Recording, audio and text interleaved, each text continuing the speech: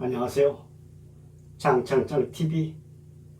오늘의 주제는 달랑 집 한 채, 대한민국 중산층의 현 주소를 좀 살펴보았습니다. 개인적으로 중산층의 자산 규모가 굉장히 궁금했거든요.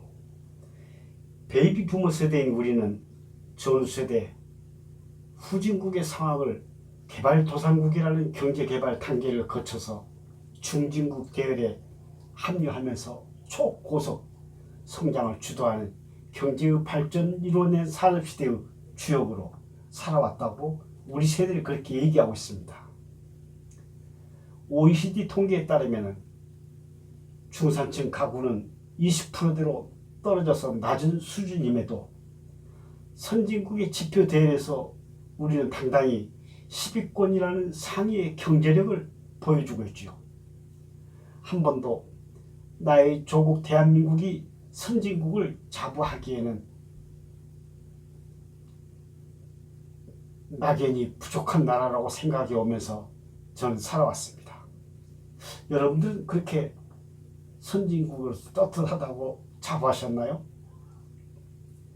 선진 국민으로서 갖춰야 할 또 다른 선진 지표는 어떻게 이해할지 모르겠지만 대한민국 국민이 해외여행에 열광적으로 참여하는 한국의 위상은 동남아권은 두말 나위도 없고 유럽 등 어딜 가든 대한민국 관광객은 최고의 규모임을 자타가 공인한 선진국가 대열에 감히 우뚝 서 있음을 실감합니다. 현실적으로 집 한 채 달랑이라는 10억대 수준의 부동산 자산 규모는 경제적으로 중위권 정도 계층으로 분류되어 안정적인 경제력을 갖추었다 보기에는 지나친 부동산 자금에 편중되어 유동성 현액은 보유는 턱없이 부족하여 노후 자금을 준비하고 대책을 고심해야 할 듯한데 너무 사치스러운 얘기인 듯 한 것 같아서 말입니다. 부지런히 쓰다가 죽자고들 난립니다. 이 어찌하자는 말입니까? 부동산 중개인이 저의 관심사를 꿰뚫어 봅니다. 지난주 오피스텔 계약 기간이 종료되어서 재계약을 위한 일을 마치고 난 후 저에게 넌지시 좋은 정보를 흘려주십니다. 요즘 부동산 불황으로 거래도 어렵고 사장님처럼 3, 4억대 수준의 주택가격은 자녀들에게 저가의 거래 계약으로 상속을 하게 되어 세제상 큰 무리 없이 거래하기에 아주 적격의 물건입니다. 혹시 의향이 있으신지요? 네, 다음에 생각을 정리해서 상담드리겠습니다. 현실이 이러합니다. 유산 상속이 또래들 관심사의 대세인 겁니다. 아름다운 유산 상속이라는 강의에 청중이 운집합니다. 법률 전문가들이 상속 전문이라는 타이틀을 걸고 시니어들 대상으로 강좌를 열게 되면 구름처럼 운집하는 광경이 연출됩니다. 질문도 다양하고요. 은행에 가보면 유언 대용 신탁이라는 상담을 받으면서 남은 재산의 5분의 4를 손자가 받게 해달라고 주문하기도 하죠. 상속의 문제는 유산의 규모와 전혀 관계없이 부모님이 돌아가신 후 형제 자매가 상속 다툼으로 소송에 이르는 추세가 급증하고 있답니다. 현 세태의 반영이죠. 놀라운 것은 통계에 따르면 1억 원 이하의 소송 제기 사례가 거의 8, 90%는 얘기죠.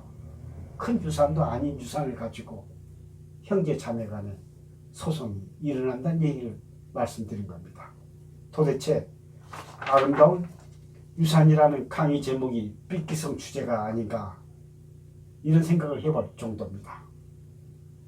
물론 강의의 결론에 이르게 되면 그 무엇보다 자녀들의 재산 문제는 사전에 유언의 형태로 합리적인 안을 제시하고 임종을 마무리하는 게 좋겠다 하는 결론이죠.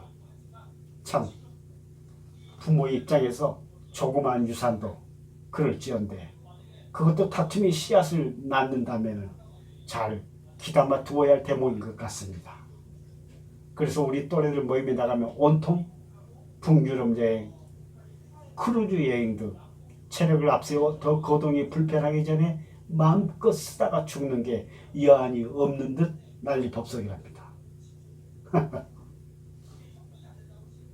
개인 사정에 따른 천차만별의 노후자금 맞춤형으로 살아가기, 해외여행 광풍의 시대 수줍게 많이 들어보셨죠?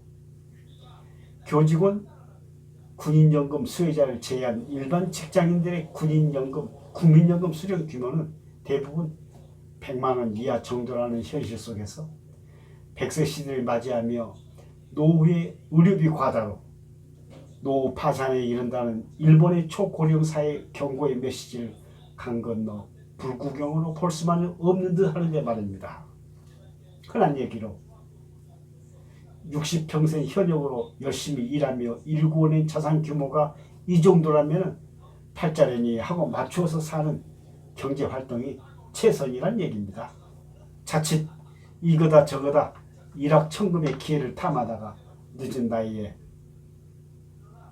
뛰어든 투자니 주식이니 코인이니 다단계니 다 헛발질이옵시다. 내 동료들 중 딱 한 번 마지막 기회라고 과감히 뛰어들어 마지막 덜미를 잡혀 노후 파산으로 힘든 친구가 제법 있습니다. 공통적인 것은 이 결과에 대하여 가족 모르게 무리한 자금을 동원하여 마지막 만회하겠다는 가장으로서의 불타는 사명감에 저지른 화이지라 참으로 곁에서 위로하기가 쉽지 않다는 얘기입니다.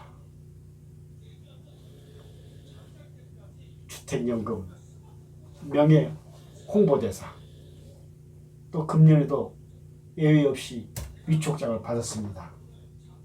7년째 저는 주택연금 명예 홍보대사로 주택금융공사로부터 위촉을 받아서 활동하고 있습니다. 대학에서 경세재민의 정신과 합리성을 추구하는 철학이 담겨진 경제학이라는 학문은 나를 청년 시절에 푹 빠지게 하는 멋진 전공이었습니다. 경세재민, 세상을 다스리고 백성을 구제한다. 참 청년 시절에 가슴을 뛰게 했던 구호입니다. 예금과 보험이라는 금융권에서 직장생활을 시작하여 최종 10여 년간 공기관에서 경력직으로 저축은행 구조조정, 예금자 보호 관련 부실금융 관리 감독 업무를 맡고 마지막으로 퇴직에 이르렀죠. 주택의 공시가 기준이 5억 원대 정도의 자산 규모라면 70대 연령의 기준으로 산정했을 때 주택연금이 150만 원 정도 산정이 됩니다. 다시 말하면 5억 원대 자산 규모의 집 정도라면 평생 주택연금을 150만 원을 추가로 확보할 수 있다는 얘기를 제가 말씀드린 겁니다. 한 단계 레벨을 하여 노후자금을 확보하는 제도임을 명심하고 좌고우면하지 말고 상속 걱정, 재산 다툼 일거에 날려보내고 나의 노쇠한 건강을 스스로 챙겨가면서 자식에게 짐이 되지 않는 진정한 노후가 현명한 처사가 아닌가요? 주택연금이야말로 든든한 노후의 버팀목입니다. 틀림없습니다. 그리고 문화생활 즐기시죠.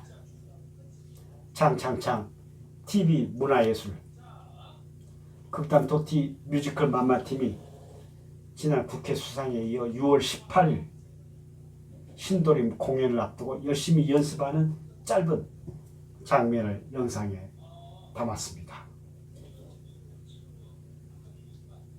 창창창 TV 함께 감상하시죠. And never change.